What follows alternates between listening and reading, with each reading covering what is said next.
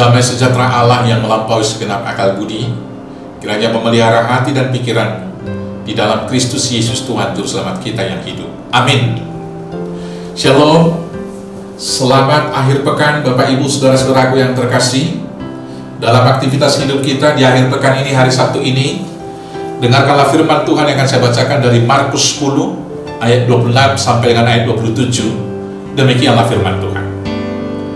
Mereka makin gempar dan berkata seorang kepada yang lain, "Jika demikian, siapakah yang dapat diselamatkan?" Yesus memantah mereka dan berkata, "Bagi manusia hal itu tidak mungkin, tetapi bukan demikian bagi Allah, sebab segala sesuatu adalah mungkin bagi Allah." Demikianlah firman Tuhan. Saudara-saudaraku yang terkasih, dalam perikop bacaan kita di Alkitab di Markus 10 di sini dikatakan di ayat 17 itu ada seorang yang berlari-lari menjumpai Tuhan Yesus, seorang muda yang kaya.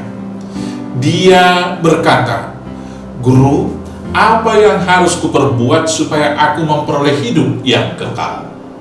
Maka Yesus menjawab dia di ayat 19, "Lakukanlah segala perintah Tuhan.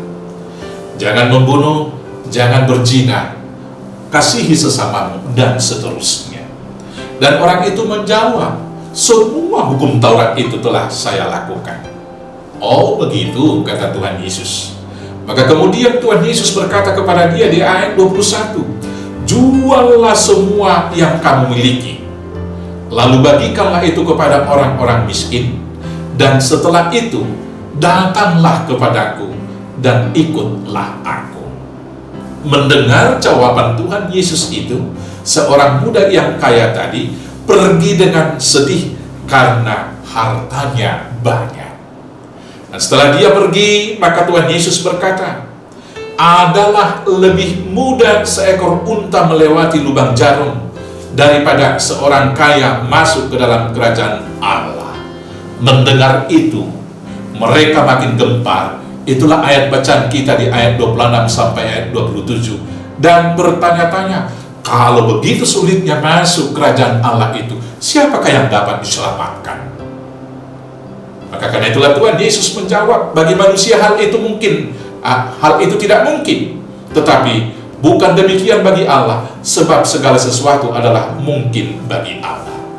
Saudara-saudaraku yang terkasih, dalam perikop yang lain Tuhan Yesus mengatakan, bukan semua orang yang berseru Tuhan, Tuhan masuk ke dalam kerajaan Allah, tetapi barang siapa melakukan kehendak Bapa yang di surga. Di dalam Matius 7 ayat 21. Tetapi di sini dikatakan orang muda tadi sudah melakukan itu. Rupanya melakukan kehendak Bapa itu, melakukan ibadah itu, bukan sekedar memenuhi hukum Taurat secara legal formal. Memenuhi kehendak Tuhan bukan sekedar melakukan peribadahan kita secara ritual, berdoa yang panjang, dan kemudian melakukan puasa, menaikkan puji-pujian, dan menghafalkan ayat-ayat Alkitab. Tetapi ibadah yang lebih baik dan yang sesungguhnya di sini adalah membagi-bagikan milik dan kepunyaan kita. Maka syarat mutlak masuk dalam kerajaan Allah adalah bebas dari keterikatan duniawi, bebas dari ego kita, dan bebas dari semua harta dunia ini. Saudara-saudaraku, apakah Bapak Ibu mau masuk kerajaan surga atau masuk kerajaan Allah? Firman Tuhan hari ini mengatakan, mari kita membebaskan diri dari keterikatan ego kita. Mari kita membebaskan diri dari belenggu harta dunia itu.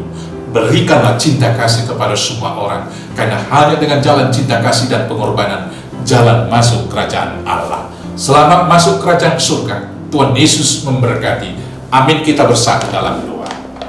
Bapa yang baik yang kami sembah dalam Tuhan, mampukan kami mengikut Tuhan, membebaskan diri kami dari ego dan keterikatan dunia ini, terutama karena harta dunia. Nah, karena dengan demikianlah kami, Tuhan, boleh menjadi pengikut sejati dari Tuhan. Sering sekali kami gagal untuk melakukan firman Tuhan karena terikat dengan keinginan-keinginan dunia kami. Terima kasih Bapak, hari ini Kami serahkan semua hidup kami, agar segala hal yang kami lakukan berkenan untuk kemuliaan Tuhan, dan kami boleh menjadi berkat bagi banyak orang. Terima kasih Bapa, lindungilah kami hari ini, dan kumpulkan besok di dalam ibadah minggu kami. Kiranya hidup kami boleh berkenan di mata Tuhan. Inilah doa kami naikkan hanya dalam nama Yesus Kristus Tuhan Juru Selamat kami yang hidup. Anugerah Tuhan kita Yesus Kristus, kasih setia dari Allah Bapa, dan persekutuan dengan Roh Kudus kiranya menyertai kamu sekalian. Amin. Shalom, selamat beraktivitas. Tuhan Yesus memberkati. Horas, horas, horas.